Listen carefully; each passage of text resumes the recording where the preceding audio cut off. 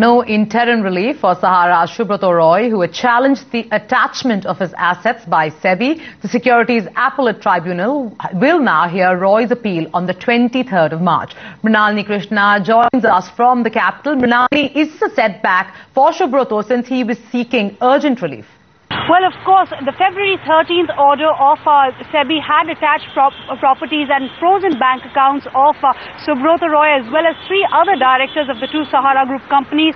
This appeal was directed at that. They had these 3 directors as well as Subrata Roy had sought interim relief against that February 13 order of SEBI. And after listening to both sides, in fact, arguments were made on both sides where Sahara contended, the Council for Sahara contended that the Supreme Court order directing SEBI to take coercive action against those 2 companies does not include Subrata Roy or the directors. Subrata Roy is not a director of the company, of any of the 2 companies, does not have any executive powers. He's merely a shareholder. All of those arguments were presented.